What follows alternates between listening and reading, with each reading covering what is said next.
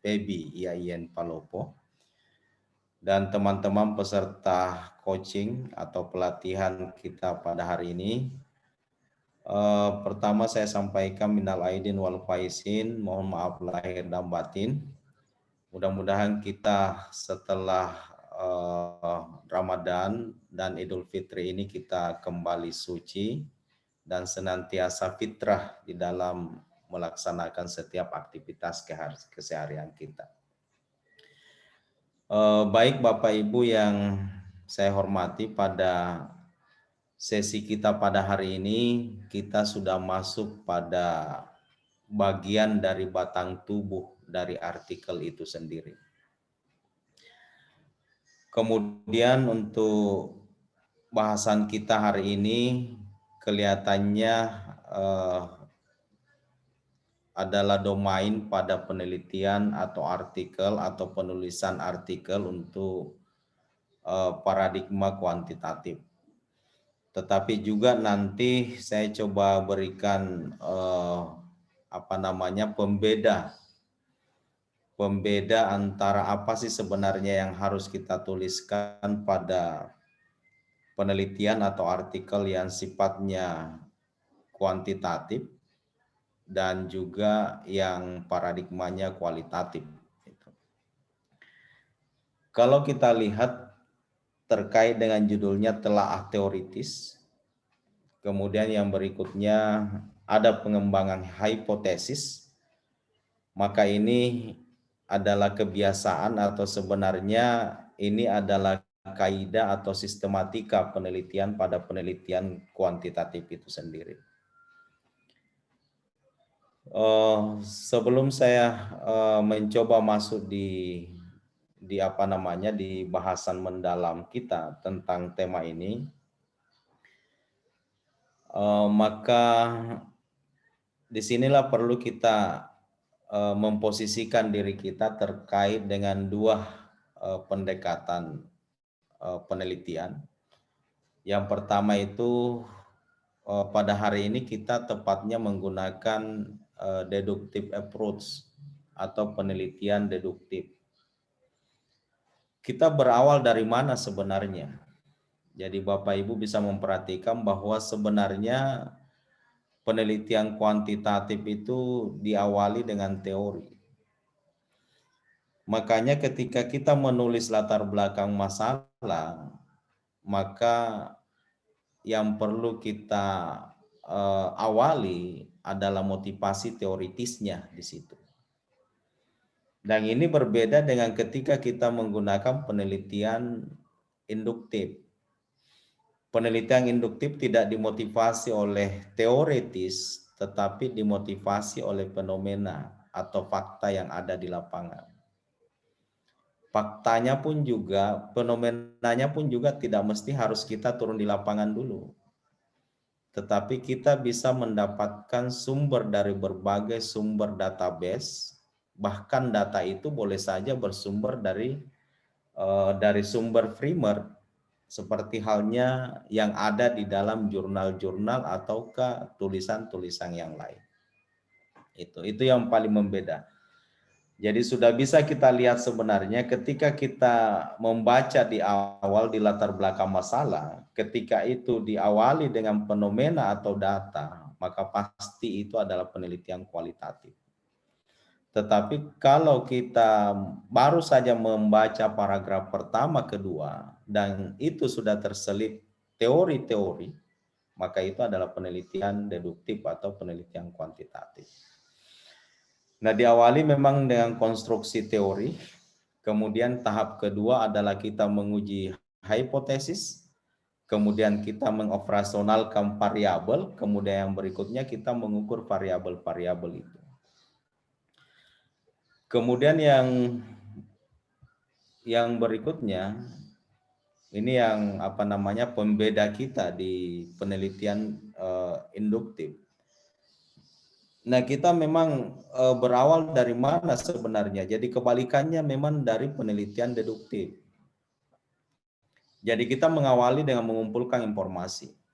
Informasi sebenarnya boleh kita turun di lapangan, tetapi boleh juga kita mendapatkan data-data yang bersumber dari database, ataukah dari sumber-sumber primer atau sumber-sumber sekunder yang lainnya seperti halnya laporan-laporan dan sebagainya.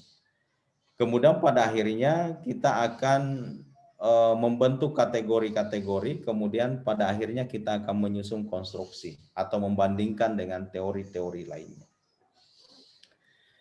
Itu kemudian yang berikutnya, sebelum saya membahas lebih dalam lagi, maka perlu diperhatikan memang apa sih bedanya antara teori dan konsep.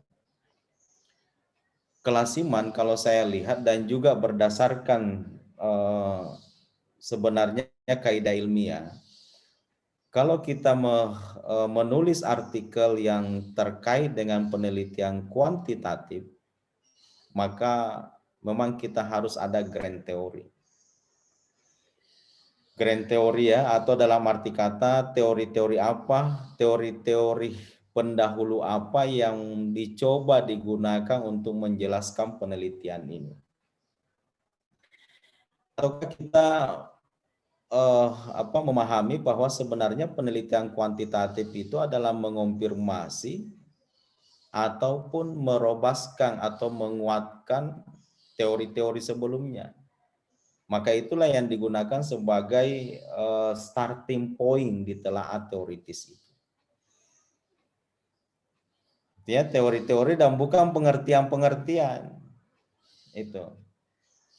Jadi kelasiman kita mungkin paradigma lama mungkin ya, bahwa seringkali kita mendapatkan tulisan atau mungkin belum dalam bentuk jurnal.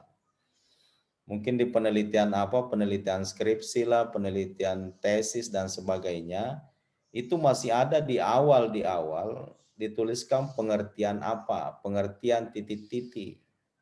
Padahal itu sebenarnya kan bukan teori itu. Mungkin saja itu yang dimaksudkan adalah konsep. Tetapi sebenarnya pembahasan pengertian itu tidak perlu diaktualkan dalam bentuk satu sub pokok bahasa. Tetapi ketika kita membahas tentang akuntabilitas, maka tentunya di dalam pasti akan membahas diawali dengan pengertian-pengertian. Itu. Ini adalah teori. Teori itu adalah konstruk, di dalamnya ada konsep, di dalamnya ada definisi, di dalamnya ada proposisi.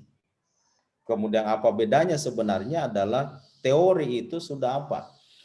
Sudah melakukan kausalitas antara satu variabel antar variabel yang lain dengan tujuan untuk memprediksi fenomena. Ini adalah teori. Jadi kalau grand teorinya adalah teori-teori yang sudah lawas atau teori-teori yang sudah puluhan tahun yang lalu, tidak ada masalah kita coba mengambil kembali. Kenapa? Karena tujuannya adalah untuk merobaskan, untuk mengonfirmasi dan sebagainya.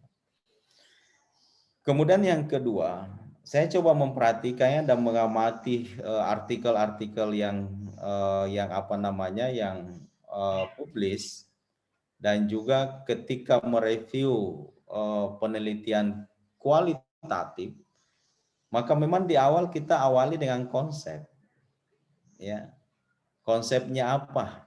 Itu.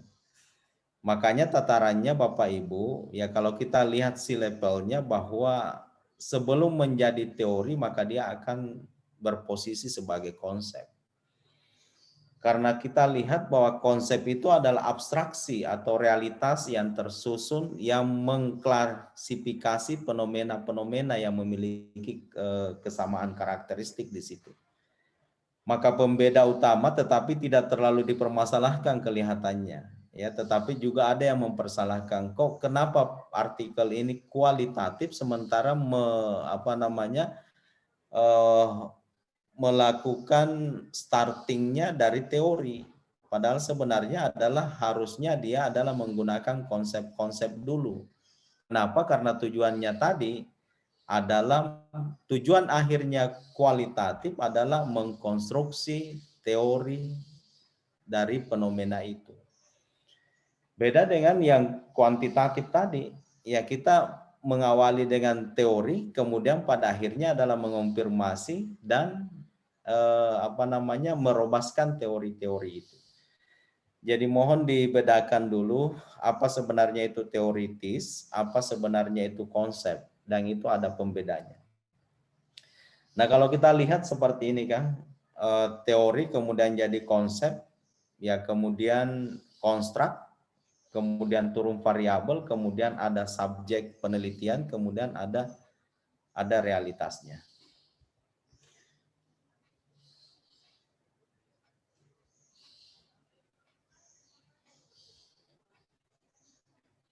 Kemudian saya tidak begitu masuk pada telah teoritis karena biasanya di di gaya selingkungnya itu atau di template-nya sudah disampaikan strukturnya atau kaidah penulisannya seperti itu. Mungkin sebentar saya coba tampilkan beberapa hal yang terkait dengan batang tubuhnya ya, atau kita kenal dengan bagian kedua dari penulisan artikel itu.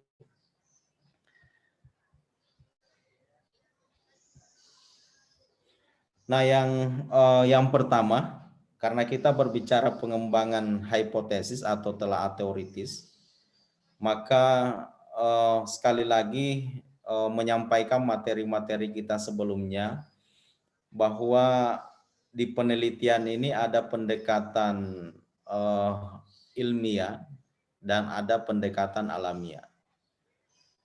Kemudian hari ini kita bahas riset empiris atau kita kenal dengan scientific research ya, scientific method. Ada 3 komponennya sebenarnya riset empiris itu.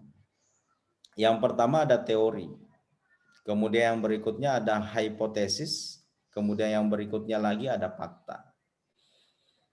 Dikatakan biasanya empiris karena itu adalah berkesesuaian dengan fakta. Makanya teori-teori yang mampu menjelaskan fenomena yang ada itu adalah teori-teori yang sifatnya empiris. Itu ya, kenapa? Karena melalui pengujian hipotesis dan dipandang bahwa teori itu masih relevan ya dengan fenomena atau fakta yang ada di lapangan. Kemudian untuk riset empiris ini bersifat pengujian. Ya, berbeda dengan riset naturalistik ya, itu bukan pengujian di situ. Ini mengonfirmasi teori dan dengan demikian teori ini digunakan untuk membangun hipotesis.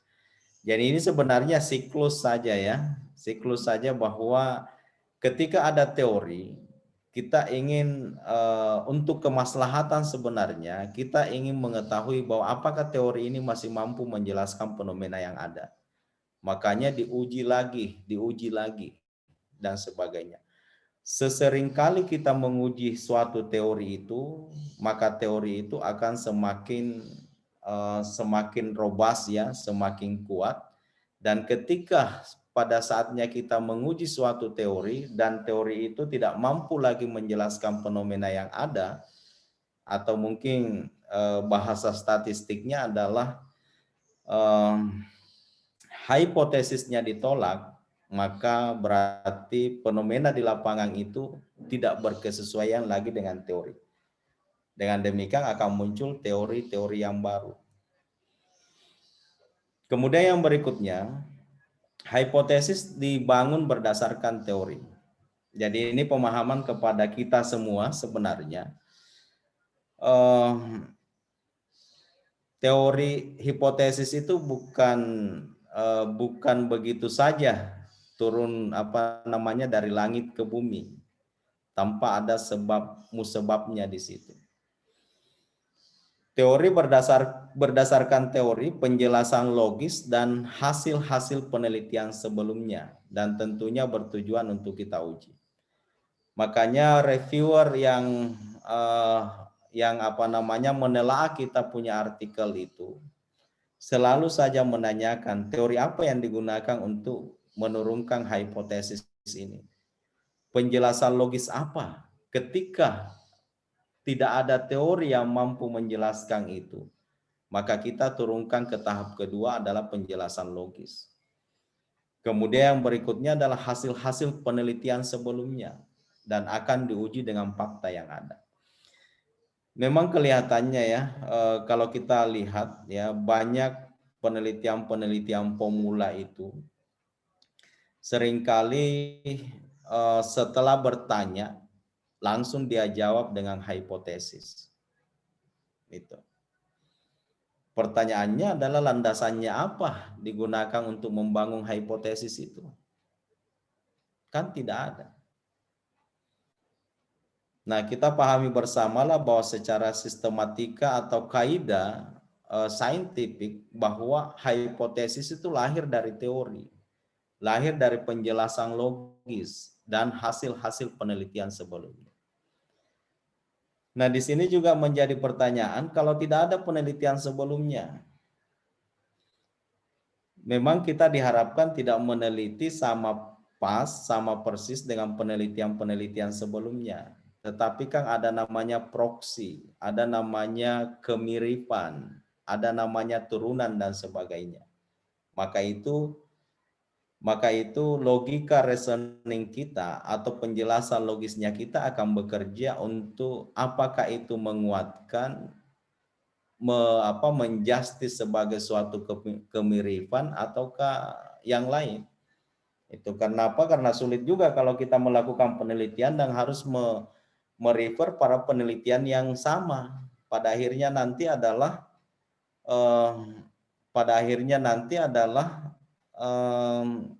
plagiat atau apa namanya lah, ya, tidak ada sesuatu yang baru dari itu. Makanya kita tidak berputus asa bahwa kita harus mencari penelitian yang sama, tetapi penelitian yang tanda kutip mempunyai hubungan, mempunyai keterkaitan, mempunyai kemiripan, atau bahasanya adalah proksinya. Dan yang bisa mengkaitkan itu adalah logika reasoningnya kita. Logika kita bahwa inilah yang mampu atau cocok untuk dijadikan sebagai bangunan di dalam menurunkan hipotesis itu. Kemudian komponen yang ketiga itu adalah fakta. Ya, jadi teori kan sebenarnya adalah menjelaskan fenomena dan memprediksi fakta atau memprediksi fenomena di masa yang akan datang. Maka ini komponen dari empiris. Jadi saya sih mungkin berbeda dengan yang lain, bahwa karakteristik penelitian kuantitatif ya saya berpegang teguh bahwa ketika ada bangunan hipotesis di dalamnya, maka itu adalah penelitian kuantitatif. Sebanyak apapun, sekuat apapun angka-angka yang ada di dalam penelitian itu, tetapi kalau saja tidak dibangun hipotesis, maka persepsi saya masih dalam kategori penelitian kualitatif itu atau deskriptif saja. Kemudian tujuan utama kita, Bapak Ibu, jadi tolong dibedakan tadi bahwa riset empiris ini atau riset kuantitatif ini kan tujuannya untuk membangun teori. Hipotesis itu akan kita uji, ya. Bukan sebenarnya kita buktikan ya, tetapi kita akan uji sebenarnya. Dan bila mana itu hasilnya konsisten dari waktu ke waktu maupun dari pengujian ke pengujian, maka hipotesis itu akan menjadi teori baru. Di slide saya ini nanti ada dua hipotesis ya, kita kenal dengan hipotesis alternatif dan hipotesis H0 ya, H0 atau hipotesis 0. Jadi kita paham benar ya, ketika ada pengujian kemudian itu hasilnya konsisten dari waktu ke waktu, dari pengujian ke pengujian, maka itu akan menjadi teori baru. Dengan demikian tahapannya mengonfirmasi, kemudian boleh saja cikal bakal menjadi teori baru.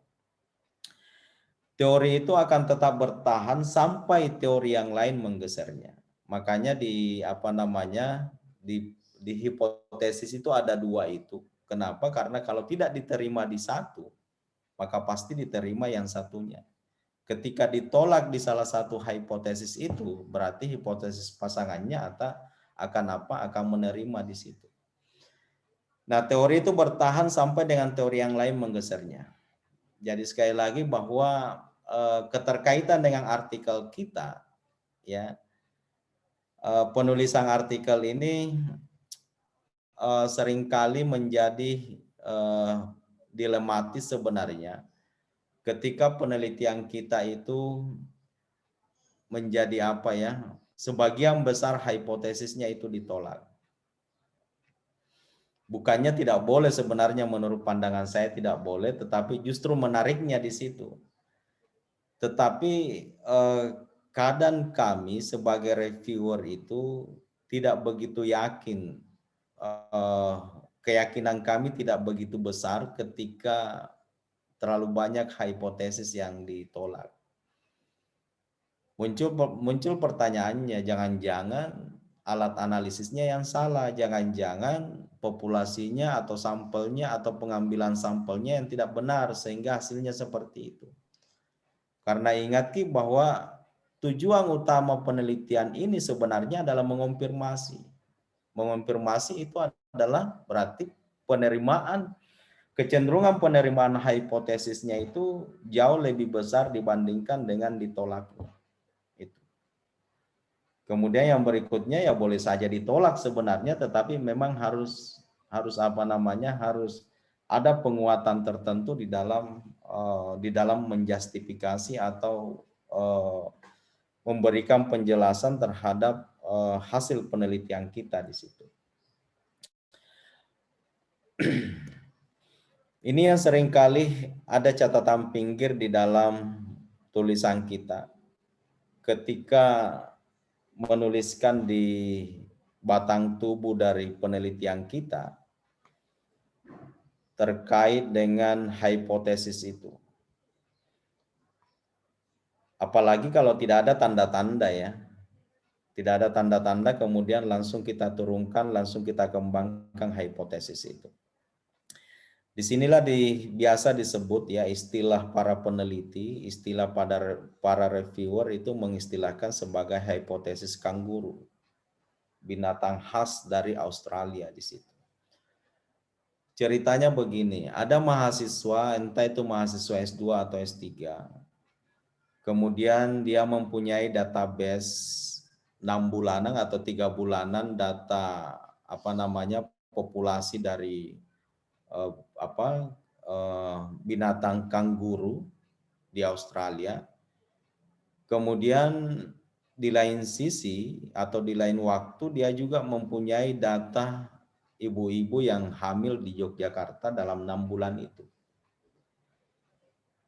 Kemudian dia mencoba melakukan pengujian. Itu ya. Pengujian mungkin cuma sekedar diuji, maka dia membuatlah hipotesis bahwa ada pengaruh positif antara jumlah kehamilan ibu-ibu di Yogyakarta dengan bertambahnya kelahiran kanguru di Australia. Itu. Dasar teorinya apa? Penelitian riset sebelumnya apa? Kemudian hasilnya kan ada 2. Boleh saja hipotesis ini ditolak. Kalau ditolak mungkin tidak ada masalah. Tetapi karena kita bermain dengan angka statistik, boleh jadi penelitian ini diterima. Hipotesis ini diterima. Maka pertanyaannya adalah kenapa bisa? Itu.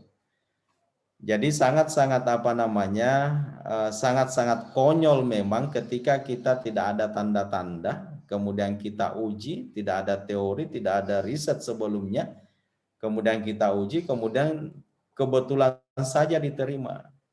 Maka inilah yang dikatakan dengan hipotesis konyol di situ kan. Kemudian kita lihat ini sekedar pintasan saja karena kita berada pada pengembangan hipotesis. Jadi apa yang saya sampaikan tadi itu adalah hipotesis, bagaimanapun itu adalah teori, itu adalah penjelasan logis, dan itu adalah riset penelitian. Kemudian diturunkan dalam bentuk hipotesis. Jadi tanda-tanda sebenarnya itu ada pada 3 komponen itu.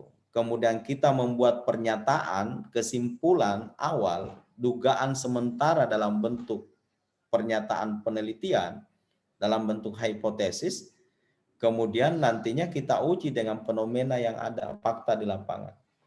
Hasilnya adalah mengonfirmasi teori atau justru menemukan teori-teori yang baru. Nah, bagaimana di dalam apa namanya artikel kita? Artikel kita nanti adalah tidak harus mentok pada diterima atau ditolak. Makanya mungkin saya pernah katakan bahwa ketika penelitian itu nanti bahasan hasilnya adalah diterima atau ditolak, kemudian titik, maka disitulah diistilahkan bahwa penelitian itu sangat kering. Dan bahkan menjadi tanda tanya besar bagi para reviewer adalah kenapa bisa ditolak, kenapa bisa diterima. Jawabannya tidak didasarkan pada apa namanya, pada takaran atau standar statistiknya, lebih besar dari ini, lebih kecil dari ini, bukan itu. Tetapi kenapa bisa ditolak? Ditolak nanti kita akan perkuat dengan apa? Dengan fenomena yang ada. Tidak mungkin kita kembali pada teori-teori kalau ditolak. Tidak mungkin kita kembali pada konsep teori penelitian sebelumnya kalau ditolak. Tetapi kita mau kemana? Kalau ditolak berarti kita harus kembali kepada fenomenanya. Fenomenanya yang mana? Fenomena karena kita adalah penelitian kuantitatif dan itu mungkin kita ada jarak dengan objek penelitiannya, maka disinilah sebenarnya gunanya profil ya, profil responden lah, gambaran tentang data dan sebagainya. Maka di situ tidak perlu, kalau saya sih tidak perlu turun di lapangan kembali, tetapi gunanya kita ketika kita menyusun yang namanya kuesioner, maka awali dengan profil yang paripurna di situ. Supaya antisipasi ditolak, pasti kita akan kembali ke situ. Atau kecenderungan deskriptif variabelnya di situ. Ditolak karena memang respondennya umpamanya dosen muda kan semuanya, dan dosen itu adalah boleh saja pengalaman mengajarnya belum sampai 2 tahun. Makanya kenapa ditolak bahwa proses pembelajarannya itu tidak efektif, karena boleh saja seperti itu. Di mana diambil datanya? Pada profil ketika kita mengambil data itu. Kemudian yang berikutnya kita kembali ya, bahwa hipotesis itu sebenarnya adalah prediksi tentang fenomena. Kemudian ini yang saya sampaikan bahwa kelasimannya pada penelitian kualitatif itu hanya proposisi. Ya, proposisi itu adalah pernyataan tentang konsep yang dapat dinilai benar salah jika dihubungkan dengan fenomena yang diobservasi. Dan itu tidak perlu dilakukan pengujian. Itu. Penelitian yang menggunakan hipotesis itu adalah scientific, penelitian scientific method. Dan yang tidak menggunakan hipotesis itu adalah kembali pada pendekatan naturalistik di situ. Hanya tolong dicermati gaya selingkung ya. Boleh saja ada template atau gaya selingkung penulisan artikel itu dia adalah kuantitatif, tetapi kemungkinannya diminta untuk mengeksplisitkan pernyataan secara apa namanya, secara letter terkait dengan hipotesisnya. Jadi kita ikuti saja itu.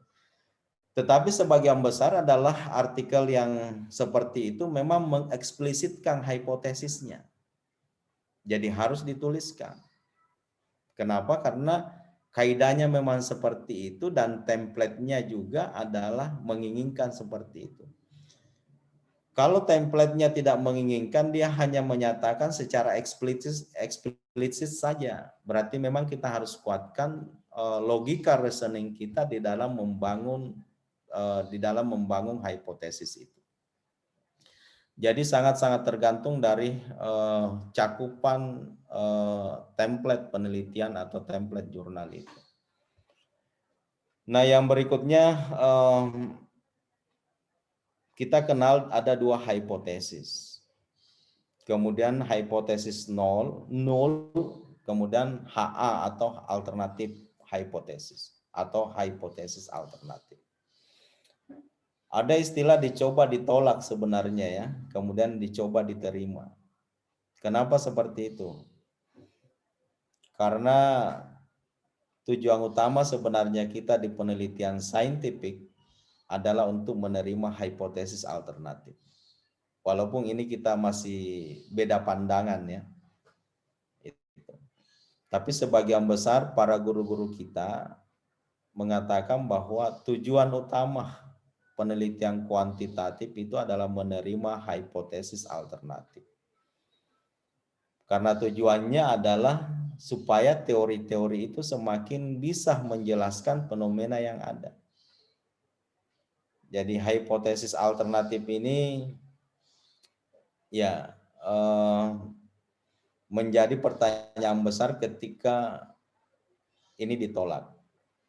Dan bahkan menjadi perdebatan alot kenapa bisa seperti itu. Dan apa alasan yang mendasar kenapa ditolak seperti itu. Dan banyak kita dengar cerita-cerita dari para mahasiswa yang S3 itu.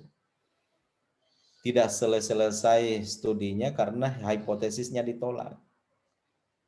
Bahkan di tengah perjalanan mungkin 3 tahun tidak bimbingan sama pembimbingnya karena hipotesisnya ditolak. Tidak tahu menahu bagaimana cara menjelaskan seperti itu. Kemudian ketika hipotesisnya diterima, saya kira aman-aman saja kan. Aman-aman saja, kenapa? Karena kita bisa menggunakan referensi penelitian-penelitian sebelumnya untuk dijadikan sebagai dukungan untuk menguatkan penelitian-penelitian kita di situ. Jadi aman-aman saja ketika mampu mengonfirmasi teori. Ada yang mengatakan H0 itu biasanya digunakan untuk penelitian seperti fisika, kimia ya, dan lainnya yang sudah pasti-pasti di situ. Dan lazimnya H0 pada penelitian itu tidak boleh ditolak. Kemudian H alternatif biasanya digunakan untuk penelitian sosial seperti penelitian kita ya, ekonomi, akuntansi, keuangan, manajemen dan lain sebagainya. Makanya H alternatifnya ini tidak boleh ditolak. Tidak boleh ditolak, tetapi namanya hipotesis kan ada dua kan, apakah diterima atau ditolak. Tetapi ya kecenderungannya adalah memang tidak boleh ditolak, dalam arti kata diterima. Nah, ini saya coba menampilkan klasifikasi hipotesis. Ya, sepemahaman saya, hipotesis itu ada namanya deskriptif hipotesis. Ini adalah satu variabel. Ya, atau biasa kita kenal sebenarnya tidak ada variabel di dalamnya, hanya satu fenomena yang ada di situ. Kemudian relational hypothesis itu adalah kaitan antara dua variabel atau lebih. Kemudian hipotesis relational hypothesis itu terbagi atas dua, korelasional hypothesis dan kausalitas atau causal hypothesis. Saya coba memperlihatkan satu contoh yang terkait dengan hipotesis deskriptif. Yang pertama ini adalah hipotesis deskriptif ya. Manajer yang dikompensasi berdasarkan besarnya laba cenderung menaikkan laba perusahaan. Yang mana deskriptif yang mana variabelnya di situ? Variabelnya adalah laba perusahaan. 1G. Kemudian yang lain adalah karakteristik dari sampel kan. Jadi kita mengumpulkan perusahaan yang manajernya dikompensasi dengan laba. Kita kumpulkan saja perusahaan A, B, C, D, E dan sebagainya. Kemudian kita lihat ya, perusahaan yang cenderung 1, 2, 3, 5 tahun menaikkan laba, ya apakah cenderung menaikkan labanya seperti itu. Kemudian yang berikutnya adalah korelasional. Ya, jadi korelasi ini kan hubungan ya, hubungan asosiasi. Dan itu sangat beda dengan kausalitas ya, atau hubungan kausalitas. Terdapat hubungan positif antara besarnya kompensasi dan laba perusahaan. Jadi ini ada kata hubungan. Kemudian yang berikutnya adalah perusahaan besar akan membayar pajak relatif besar dibandingkan dengan pajak relatif dibayar perusahaan kecil. Ini juga hubungan tetapi komparasi antara perusahaan besar dan perusahaan kecil. Kemudian yang biasa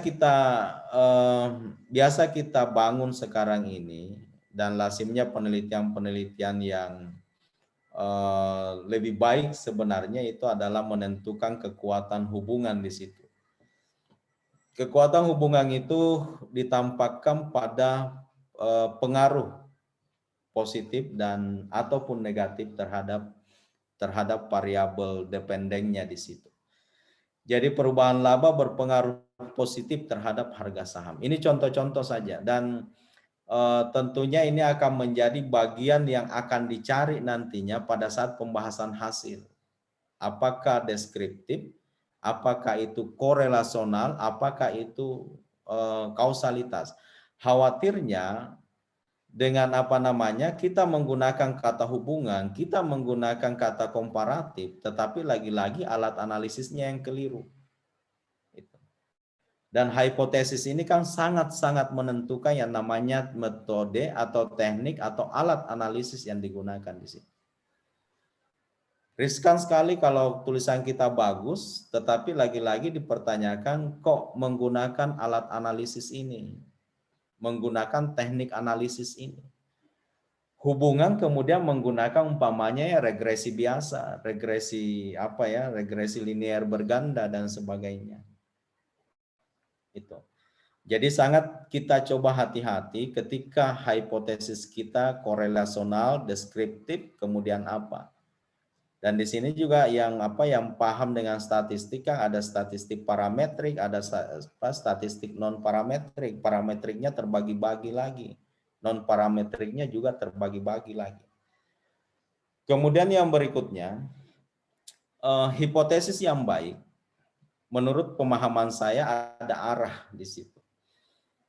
Arah antara kedua variabel itu dieksplisitkan positif atau negatif. Itu.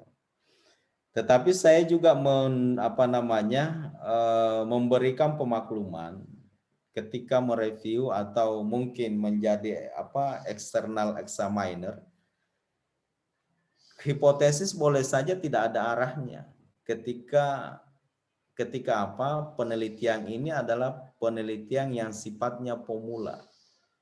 Belum ada riset-riset sebelumnya yang mencoba memberikan petunjuk bahwa antara dua variabel ini akan mempunyai arah positif dan negatif atau negatif.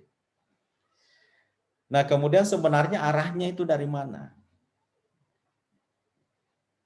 Arahnya itu kalau saya pahami beberapa artikel yang ada, bahwa arah itu sebenarnya sangat ditentukan oleh riset-riset sebelumnya dan bukan sepenuhnya didasarkan pada teori-teori yang ada.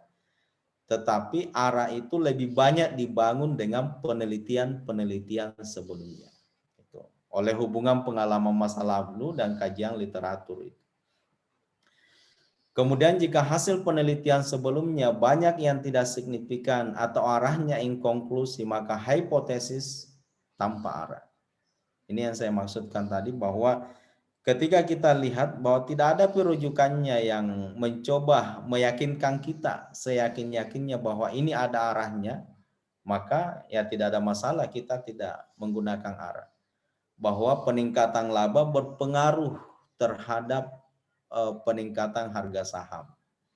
Maka saya kira tidak ada masalah kalau memang tidak ada rujukan yang bisa mengarahkan kita, memberikan keyakinan yang penuh bahwa ini bisa menjadi bagian untuk menentukan arah itu.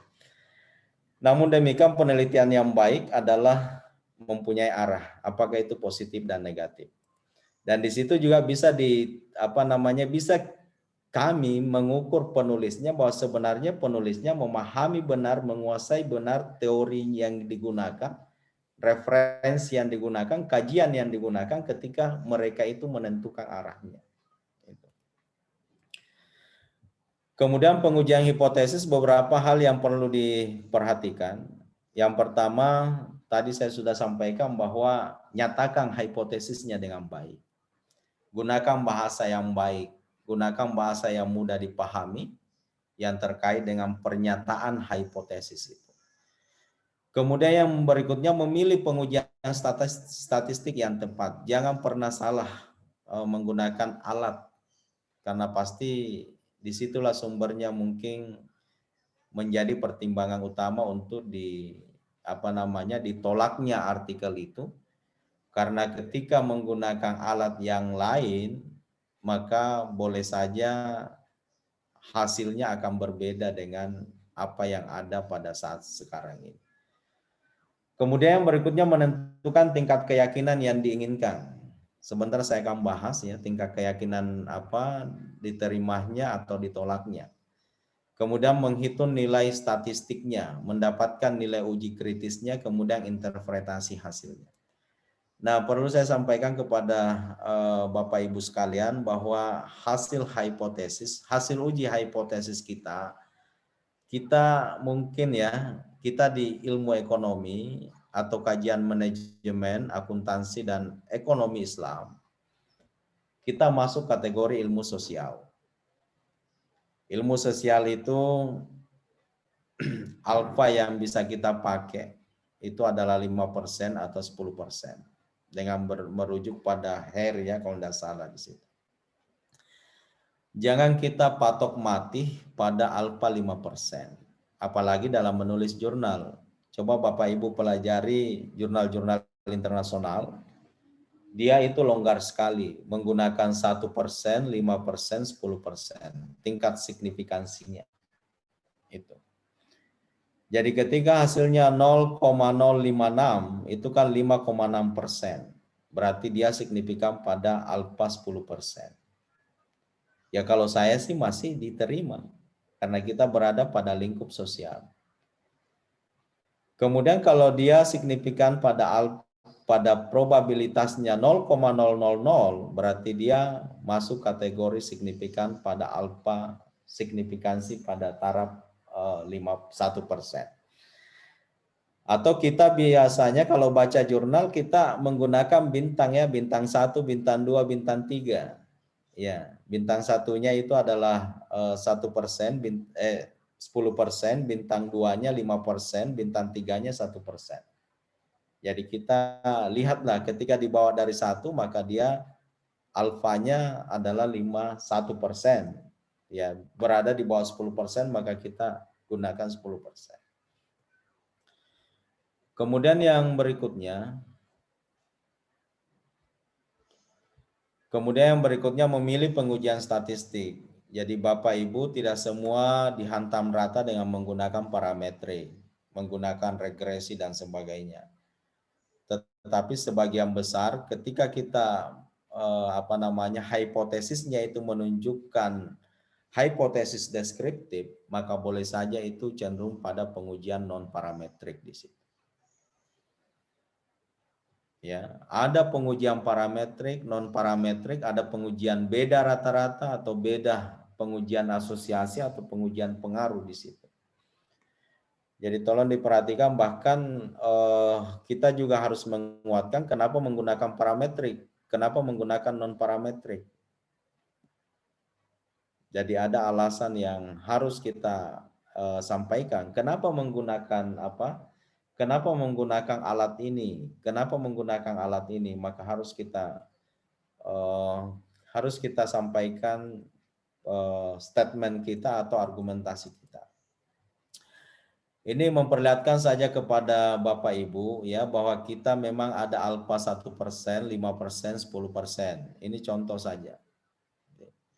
Jadi koefisien interval keyakinan kita berada pada ketika alfanya 1%, maka adalah 99% interval keyakinan kebenaran sebenarnya.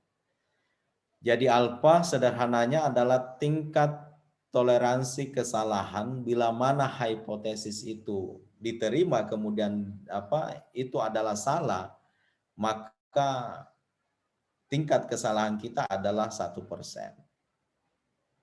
Ya biasanya penelitian kedokteran farmasi berada di alfa ini. 5% adalah toleransi tingkat kesalahan kita yang bisa ditoleransi di situ. 10% seperti itu. Nah, karena kita berada pada ilmu sosial, maka persepsi saya lebih pada 10%.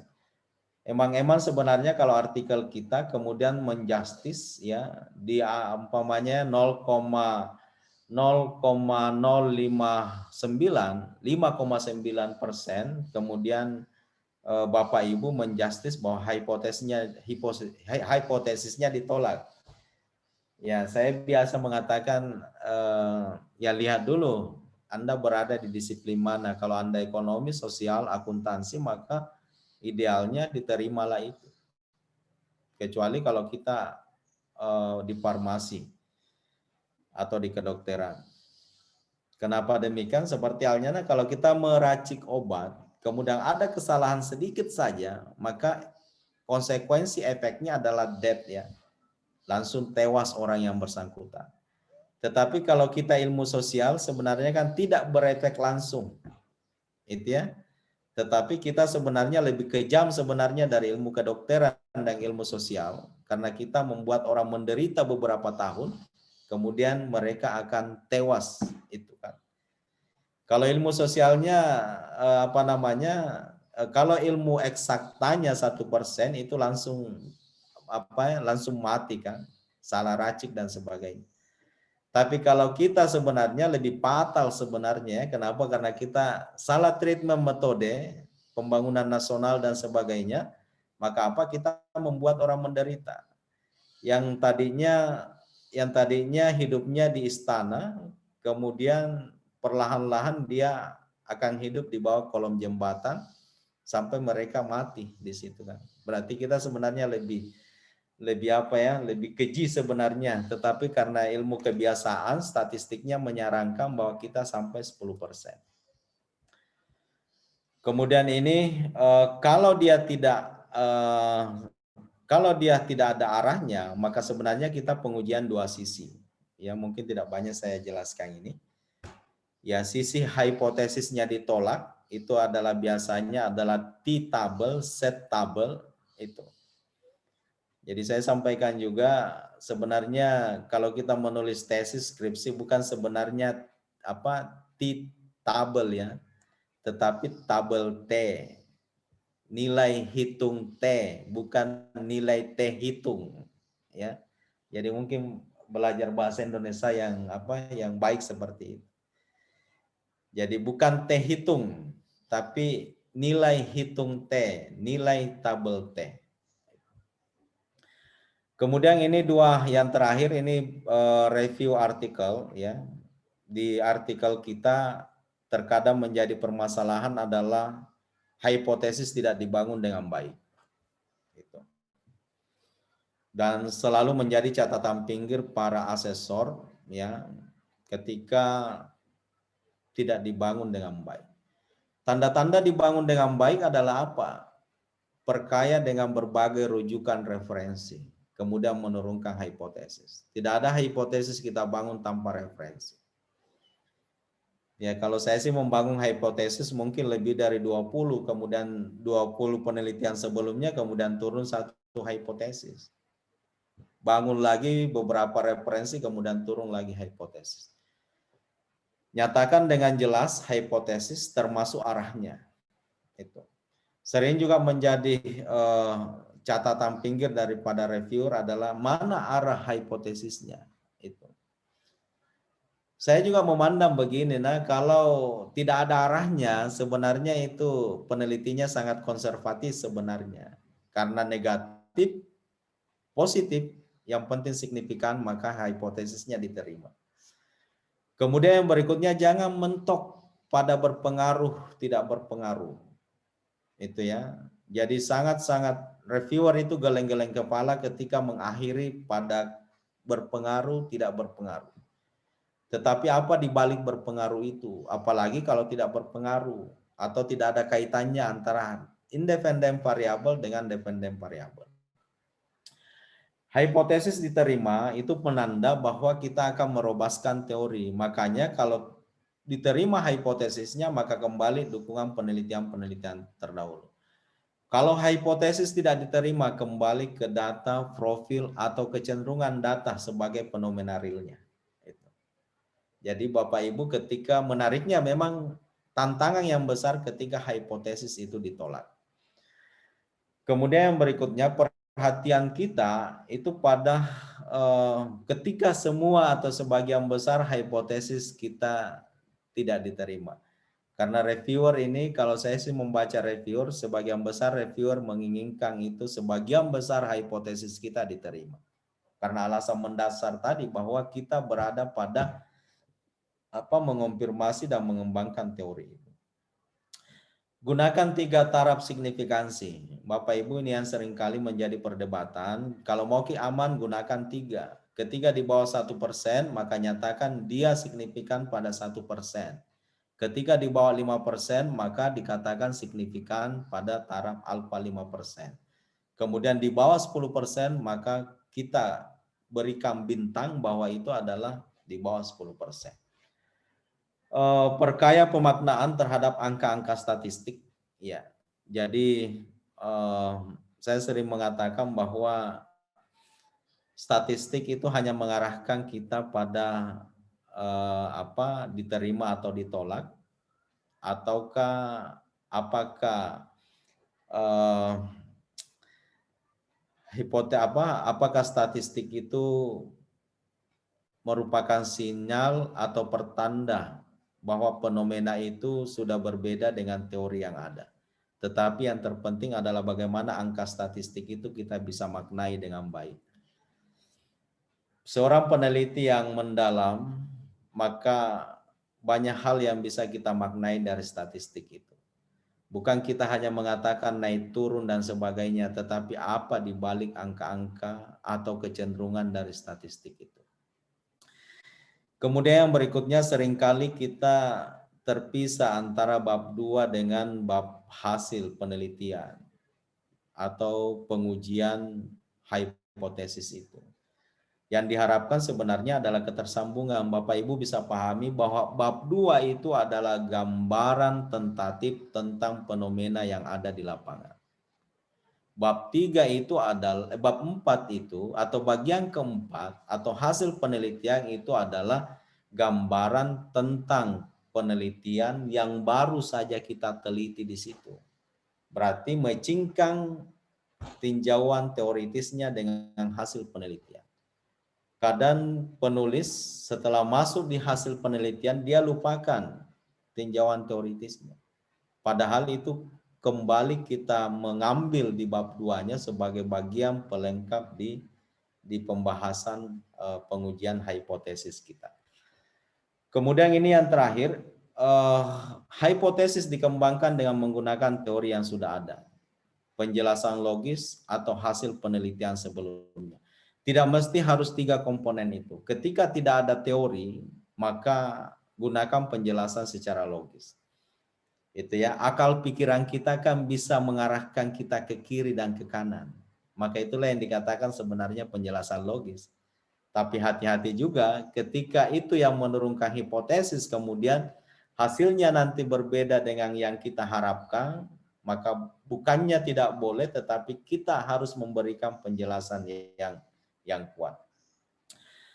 Yang berikutnya hipotesis menunjukkan maksud yang jelas. Jadi jangan sampai reviewernya membaca 7 kali, 10 kali baru tahu maksudnya hipotesis yang kita tuliskan ini sih. Kemudian yang berikutnya adalah hipotesis dapat diuji. Jangan-jangan tidak ada alat uji yang cocok dengan hipotesis itu. Itu apalagi reviewer biasanya ya. Pengalaman saya juga kalau membaca artikel, kalau kita selaku reviewer terkadang membalik dulu. Di hasil dulu kemudian kita melihat pada bagian permulaan. Hipotesis kemudian kita lihat kerangka telaah teoritisnya dan sebagainya.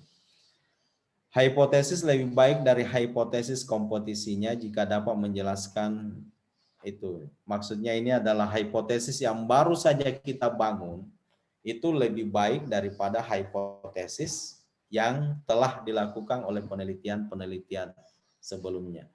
Istilahnya menjelaskan fenomena dan memprediksi itu adalah tujuan utama dari hipotesis itu. Kemudian yang perlu saya perlihatkan sepintas,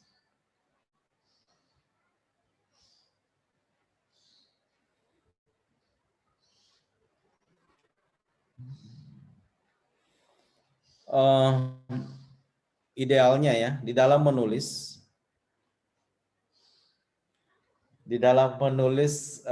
tapi ini juga sangat apa namanya berkesesuaian dengan template-nya.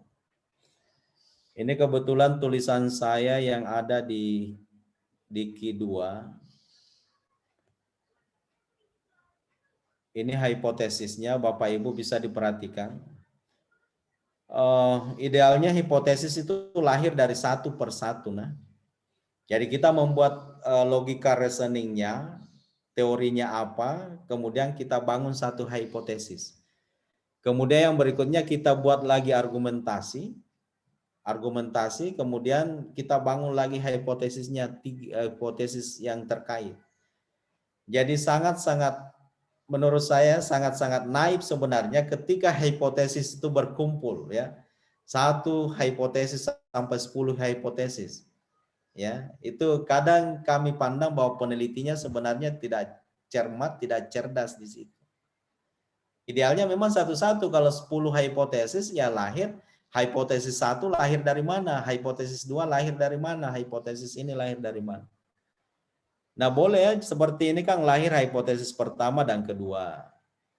Kemudian pernyataan yang kedua lahir satu hipotesis. Ini.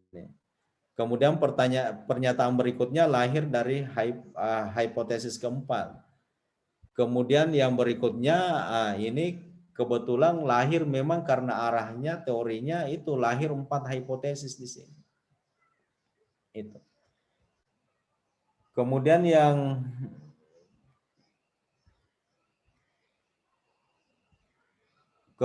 berikutnya, jadi Bapak Ibu seringkali dipertanyakan sebenarnya, nah semua garis yang ada di penelitian ini, di kerangka konseptual ini tentunya dijelaskan dengan teori. Itu. Tidak ada garis yang tidak boleh atau tidak dijelaskan dengan teori-teori sebelumnya, termasuk penelitian sebelumnya. Makanya memang adalah tidak mungkin, kalau menurut saya tidak mungkin 10 hipotesis lahir begitu saja, dihambur saja hipotesisnya 10 hipotesis di situ.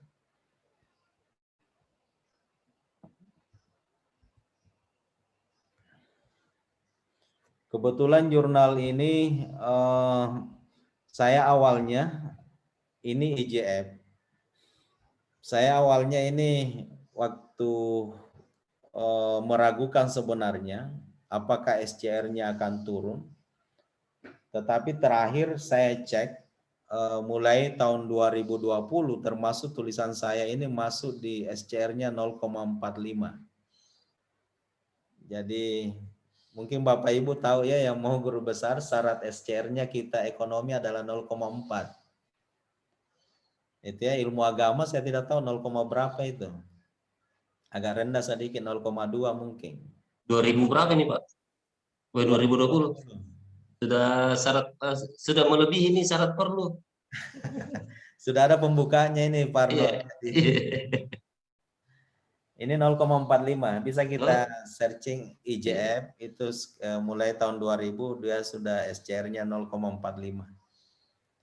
Jadi mungkin supaya antisipasi lagi ya kita harus tambah-tambah. Tambah satu ya. Mungkin di WOS saya sudah ada juga satu, kemudian akan terbit di apa namanya di WOS. Hanya tidak tahu berapa efek faktornya itu. Karena WOS itu disyaratkan ilmu sosial 0,80 kalau tidak salah. Kalau WOS iya, ada di apa namanya di undang-undang itu. Iya, di pedoman. Pedoman hanya syarat lagi satu, karena saya belum 20 tahun. maka harus ada bimbingan nilainya itu Ini 80. bimbingan dokter ya.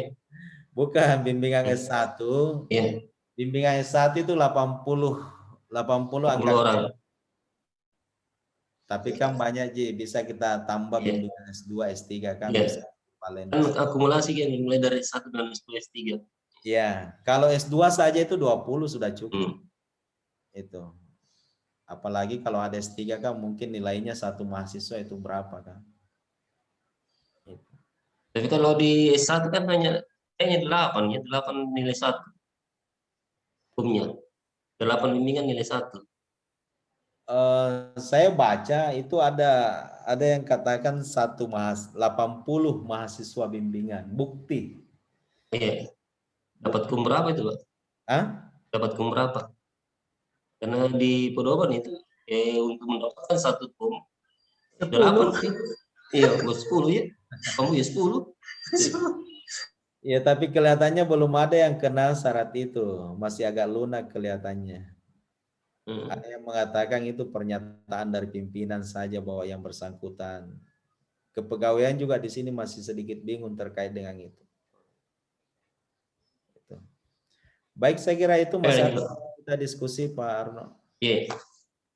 Terima kasih Pak atas materi yang telah disampaikan.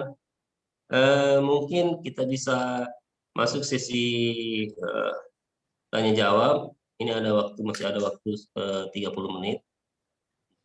Masuk sesi tanya jawab. Saya persilakan kepada rekan-rekan, kawan-kawan untuk raise hand supaya bisa mengajukan pertanyaannya atau terkait dengan komentar sebagai sharingnya Pak kawan. Saya persilakan.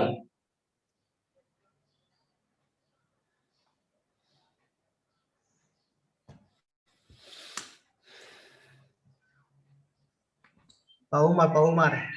Oh ya, Pak Umar.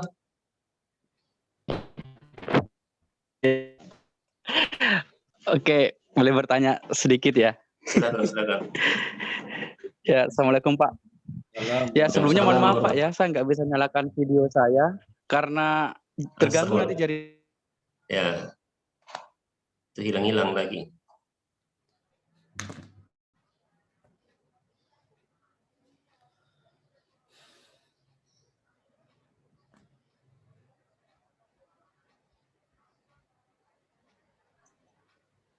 Hilang suaranya Pak Umar. Ya, hilang juga orangnya kayaknya. Baru dia bilang. Ada Ji orangnya, ada Ji.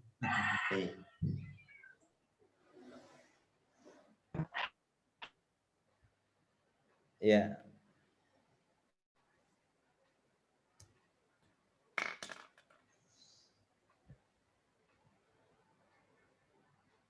Kalau belum bisa menyambung Pak Umar, mungkin Pak Arsal ada yang mau disampaikan?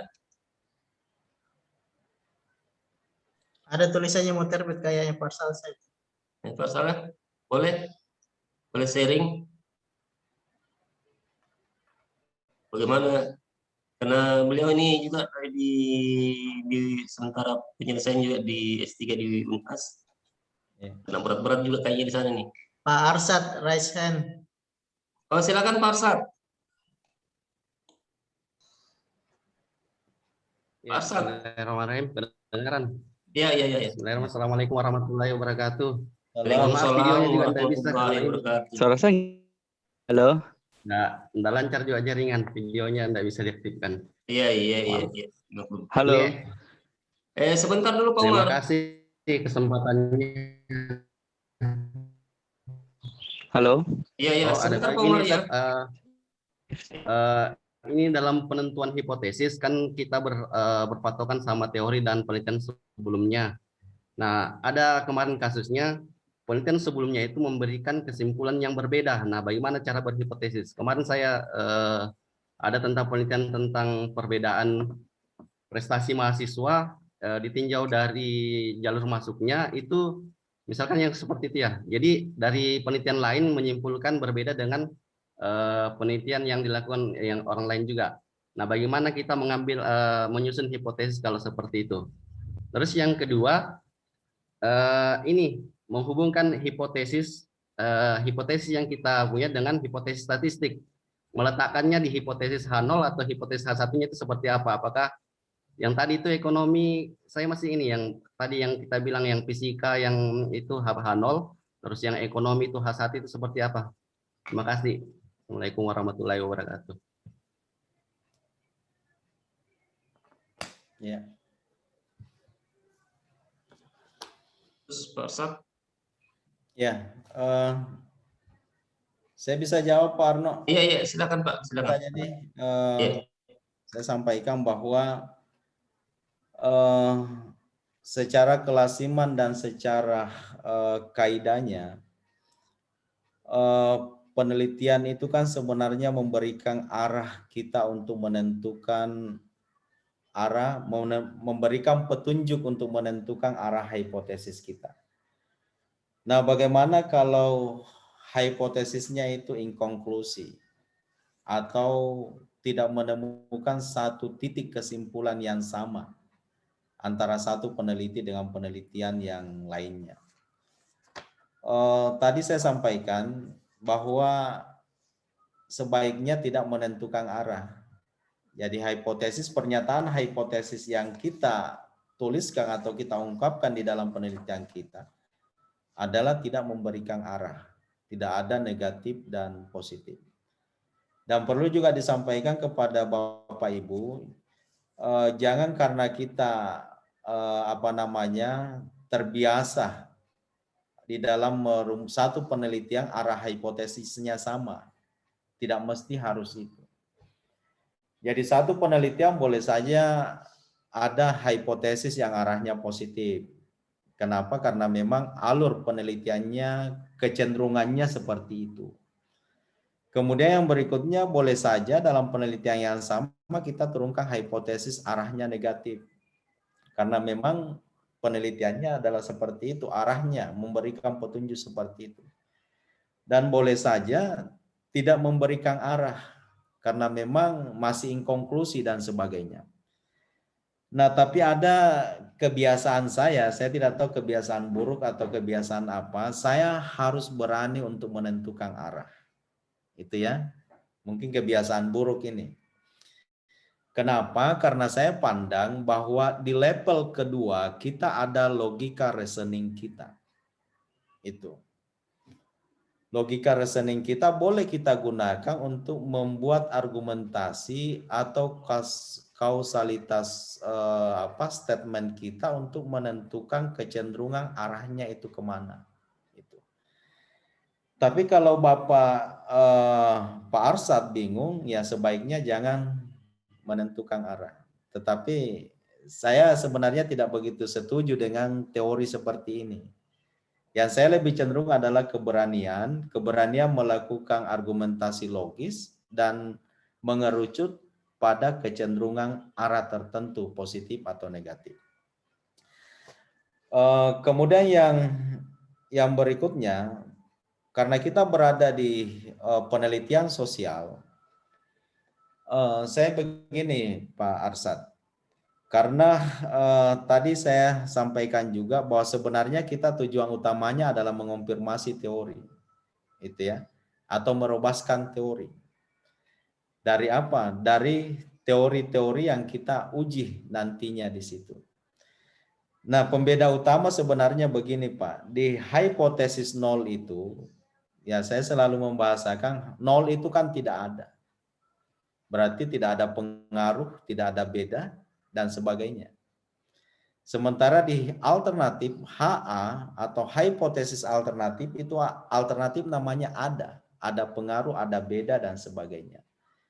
Nah, tujuannya kita kalau mengkonfirmasi teori-teori, maka tentunya kita tujuan utamanya adalah menguatkan teori, maka idealnya adalah menerima hipotesis alternatif itu.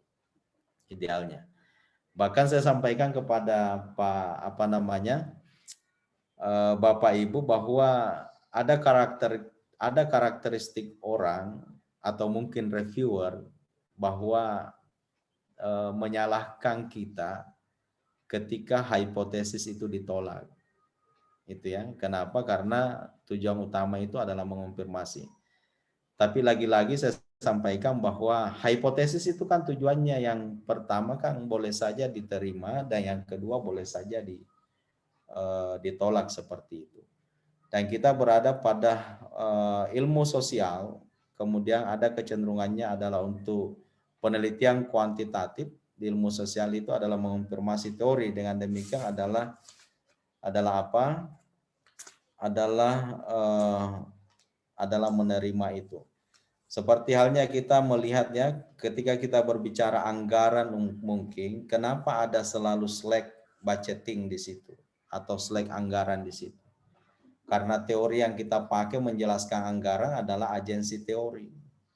Itu. Dengan demikian, ya agensi teori sampai sekarang ini adalah masih robust.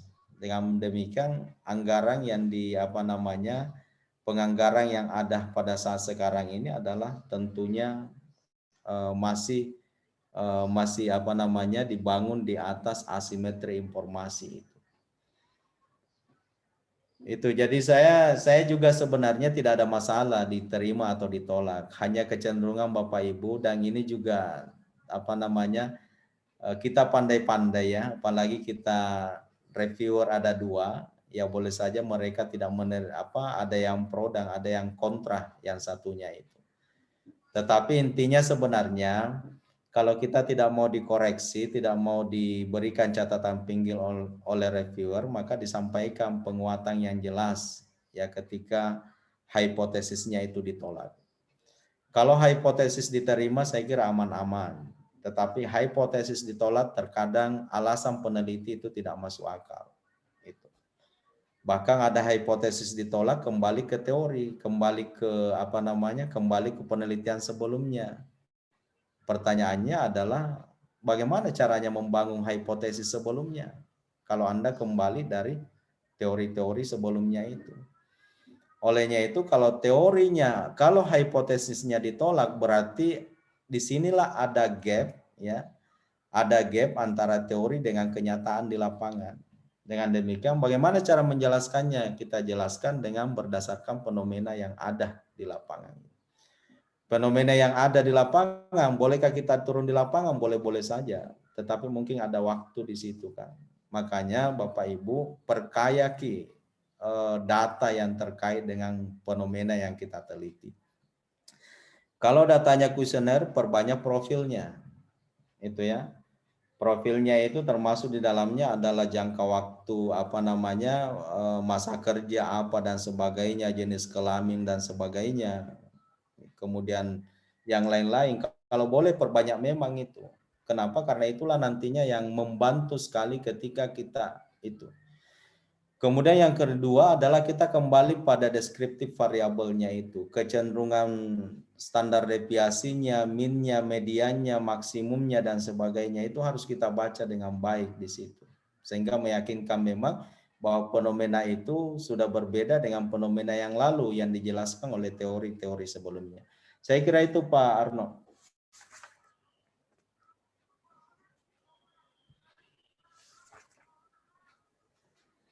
Ya, halo Pak Arno, silakan Pak Arno. Ya. Masih ada yang Omar tadi. Omar, silakan Omar. Ada Pak Omar kan? Iya. Silakan Pak Omar. Ya, tadi sebenarnya hampir sama sih kayaknya pertanyaan yang dijawab oleh penanya sebelumnya terkait dengan hipotesis. Karena memang sedikit membingungkan karena saya belajar di beberapa dosen itu saja berdebat terkait hipotesis diterima ditolak.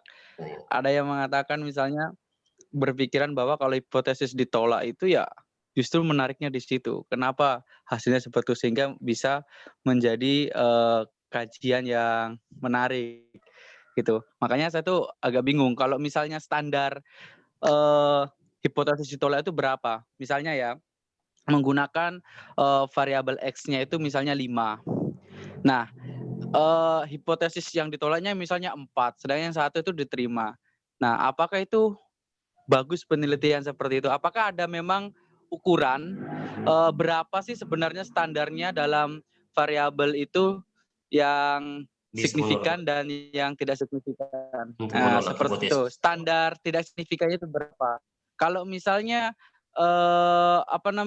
semua variabel independennya itu hipotesis ditolak begitu, berarti penelitian itu masih Gagal. layak dijadikan sebagai penelitian apa enggak? Meskipun menguatkan menggunakan literatur review seperti Iya. itu.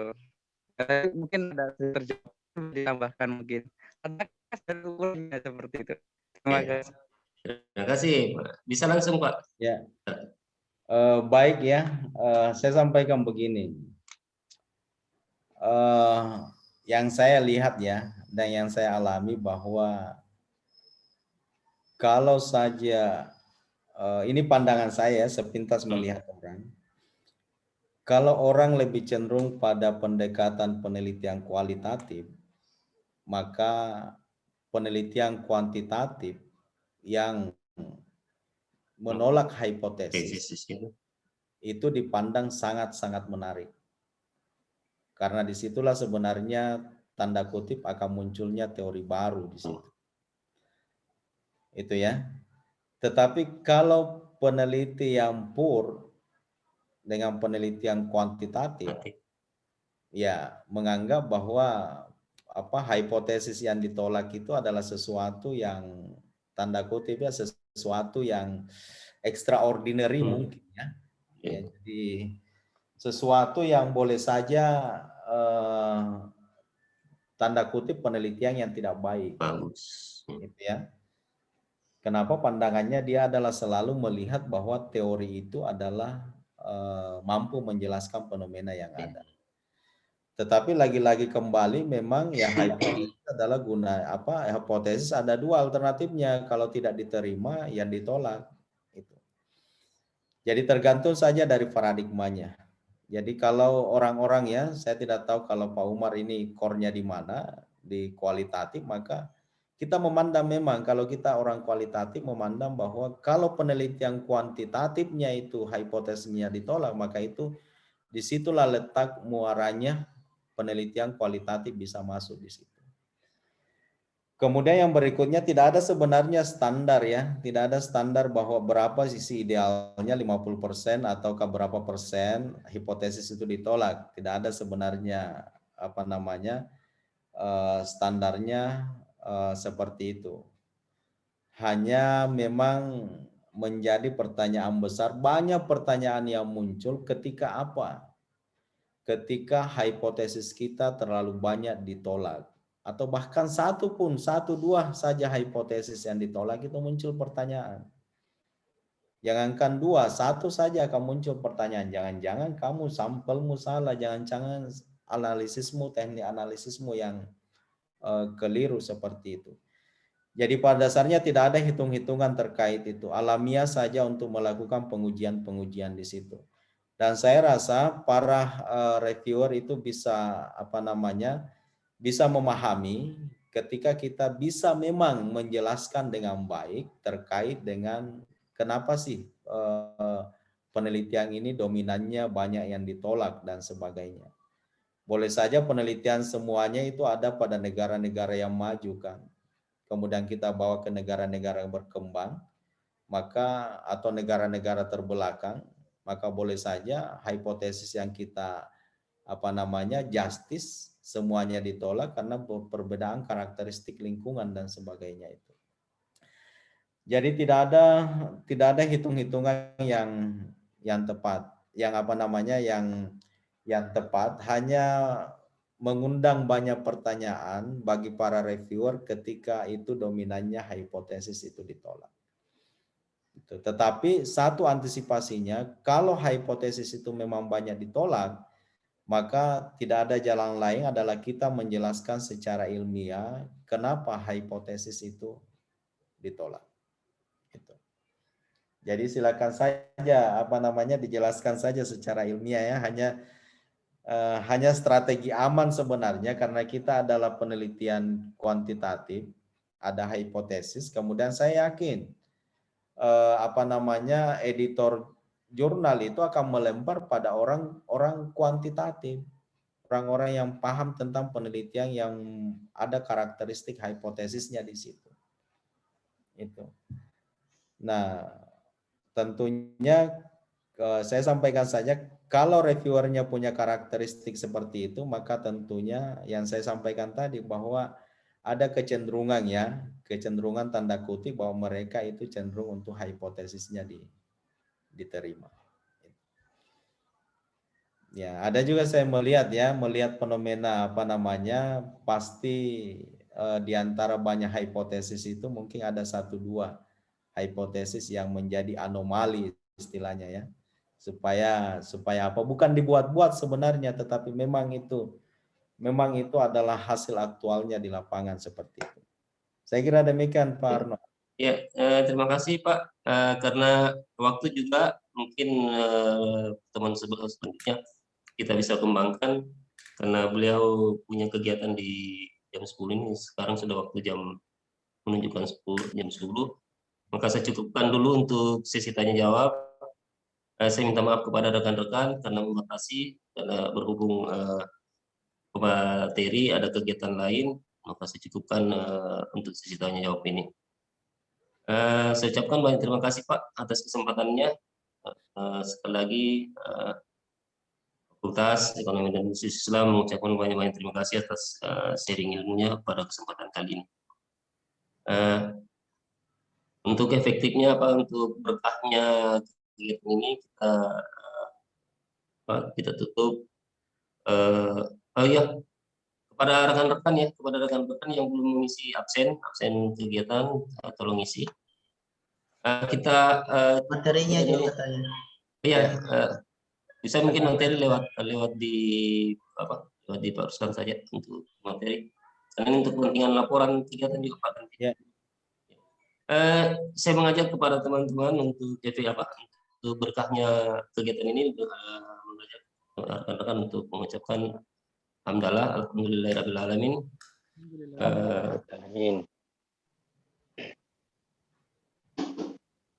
Demikian, saya tutup dengan ucapan Assalamualaikum warahmatullahi wabarakatuh.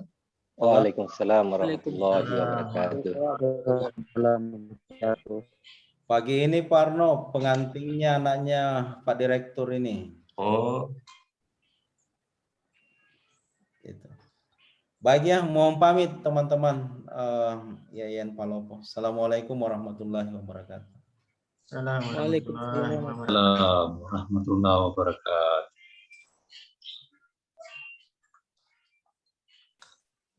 Waalaikumsalam warahmatullahi wabarakatuh. Pak Bayu hari Senin Bang Arno. Bang.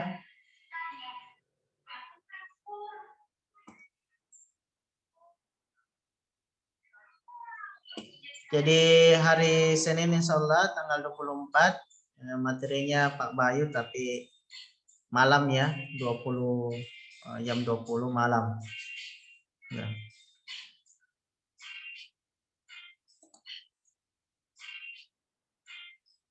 Bagaimana Pak Arsad? Goalnya penelitiannya Litat Dimas. Pak Arsad 30 juta. Di submit. Asal ada di submit. Yang teman-teman tidak tercover di Litat Dimas, di PB kita menunggu karena ini ada beberapa teman yang beralih ke Litat Dimas. Jadi di PB ini sudah disiapkan dananya juga. Jadi alhamdulillah tahun ini luar biasa ya, dana penelitian. Jangan disia-siakan. Mantap PB. Ya, jangan disia-siakan. Kalau tidak dimanfaatkan ini dananya yang sudah disiapkan di PB, ya kembali ke negara. Apa boleh buat? Jadi kalau nggak lolos di Litat Dimas, ada jadi PB ini. Masuk proposal yang tidak lolos dikasih lolos di PB. Lain proposalnya. Anu Sat, kui 2 PB, kui 2. Ini gatal kepala aku di reject. Ada di reject saya nuku, Bah. Tulisanku. Apa? Yang mana, Ustaz? Anu, Ini jangan jurnal. kasih like kan Ki. Artikel. Ya. Artikel. Artikel. Yang Scopus kah? Scopus kah? Scopus. Wajar jadi tolak kalau Scopus 1 kali, tak direkam 3 kali. Nih. Kelihatan nih. Satu kapan? Kelihatan, Ustaz. Iya. Apanya katanya, Ustaz? Wah, mulai ada Ji yang reviewer. Banyak. Yang reviewer 2 ini agak ada Ji anunya. Yang reviewer 2 ini ada sedikit nggak terima, tapi reviewer 1 3 langsung di reject. Pakai reviewer 3 itu. Semuanya fundamental fulano tuh. Berarti 50-50 gitu, Ustaz. Enggak, 3 ini Apa judulnya? Apa 3 judulnya? memang. Yang ini bisa dikasih masuk ke jurnal lain kalau begini atau disuruh perbaiki?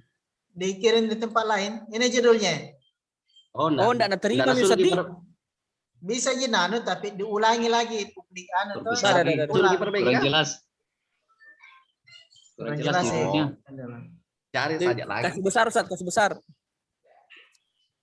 Understanding reconstruction halal product for halal business in Tanah Toraja. Tidak berdebat Ki ini Ustaz dengan anunya, dengan reviewernya. Udah jelas lah, jangan Nggak bisa. Reviewernya ini kurang referensi. Menyombongkan diri lagi. Kalau dibilang pernah aja. Dan tahu gitu Toraja destinasi internasional. Artikelnya. Mau tolak-tolak artikel orang. Masalahnya artikel kita jurnal kita belum pitembus kita 1. Tahu-tahu dia kirim nanti ke jurnalnya Al Harats, tolak nih juga. Jadi belajar memang Maki ini, pokoknya belajar kalau tidak selesai Ki. Berapa ini Ustaz? Berapa ini? Oh, bisa 1. Wajar memang Ustaz. Busak berat memang. Berarti bisa tembus Q2 ini tadi. Ini report 1 tuh di reject. Report 2 masih ada sedikit anunya. 3 reviewernya ini, ada 3 dokternya. Dah. Kukira tak 2 Ji. Mungkin 50-50 ini tuh 1-2. Itu aku bilang 50-50. Nah panggil 1. Panggil 1. Jadi penengah. Ini kesimpulannya nih. Jadi karena judulnya kemarin itu materinya Pak Bayu itu, ini kan dia harus larinya ke global ya. Ini. Tidak ada global efeknya tak? Ya itu aku bilang. Tidak tahu kah itu Toraja destinasi internasional. Berefek ke agama itu juga itu dari Toraja. Punya tahu tidak? Dia kan lokal di Toraja, walaupun ada namanya di internasional. Bisa kita itu Ustaz, kita kasih masuk referensi untuk destinasi internasional. Bisa sih nanti dia banyak bantuan lagi. Dari itu, bantuan dari gereja luar di Toraja. Bisa aja diubah jadi internasional itu atau nasional. Iya, efek internasional memang kisah atau internasional toh. Kayak kemarin yang tulisanku saya sekiram di Kudus kan masih Toraja, minta Bali sama NTB. Tuh begitu masalahnya. Tidak berdampak global nih. Ruang lingkupnya, dampaknya. Itulah. Ini belajar memang mungkin dari sekarang kalau. Jadi tidak bisa penelitiannya Andi Parsat Q1 karena Ji span IAIN Palopo.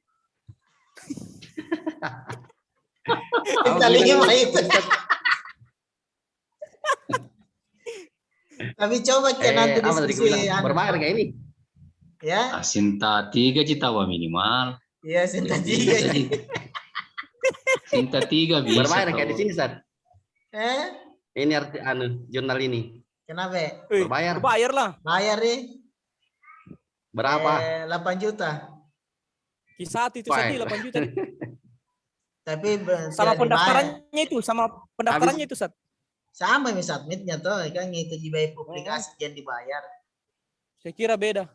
Enggak, Iya. satu kali Ji dibayar biaya publikasi saja. Gitu. Lumayan Le, berbayar semua Mi Le. Ada Ji yang Nah, tidak bayar nah. tapi begitu Mi, lama sekali. 2 tahun. Jurnal Predator. Mau Justru lagi yang diubah Nanti Predator ini. dibayar. Feby nanti Feby yang bayar. Woi, Alhamdulillah. sekali, Ustaz. Sudah Ada, disiapkan binananya. Tinggal mau kan Hidup, diambil Ustaz. apa tidak. Gitu. Disiapkan dari 300 juta itu tuh publikasi dengan penelitian. Ya. Kalau tidak habis tahun ini apa boleh buat? Apakah Ustaz, beli aplikasi Envivo dulu, Ustaz. Hah? Beli aplikasi Envivo dulu. Dilihat dulu ini tuh kalau mudah-mudahan bisa digeser Wanta yang 300 juta ini kalau tidak habis. Nah, saya saki yang kualitatif ini. Bisa dikonsultasikan dulu sama Pak Wadek 2 ini. Bagaimana Wes, nanti nggak saya umpamanya Pak Wadek itu. Bisa. Tadi itu. Bisa gitu bisa. umpamanya Bisa kalau yang tipe. Uang operasional Masa- saja masa- dipakai bisa. Masa kualitatif. Nggak juga, bisa kalau Ustaz. kualitatif. Nggak Jangan pen- salah Nggak bisa Pak kalau Wadek. kualitatif, nggak bisa. Pak Wadek, masa kualitatif nih sekarang Pak Wadek. Tidak, Iya, Ustaz. kualitatif. Tetap kuantitatif, tapi kan Oh. teman-teman kita di Feby itu kan Nggak bisa dia komoditas kualitatif. ekonomi syariah murni itu kan kebanyakan kualitatif. Dan memang kita bermainnya di 2 warna itu, kuanti dengan kuali. Itulah kelebihannya Feby di sini. Mana Sadri? Tidak ada Sadri. aduh kayak mendadak gitu makanya tidak mau dia. Oh, kayaknya nih. Mau pergi Berapa mau tanahnya geser di- tanahnya itu, mau geser tanahnya. Apanya yang ini? Apa yang kasih KGI? Ganti rugi. Di Takalar Ada itu, ganti Ustaz, rugi di ada Takalar. proyek bendungan. Nah, Jadi terus proyek Ganti rugi bendungan tanah. itu iya, tanah masyarakat dibeli. iya. Jadi kasus orang petani sana itu kan dibeli sampai 100 juta per meter. Nah, hektar-hektar punya tanah. Kayaknya viral dia, viral beli mobil, tak 2, tak 3, satu kayak ini. rumah, Cuban. beli motor, apa. Viral itu, Pak. Alhamdulillah. Nggak lama nanti rusak-rusak semua mobilnya. Nggak tahu bawa mobil, langsung beli mobil 3. Masalahnya nanti Anu, apa mau teliti namakan? rencana keuangan.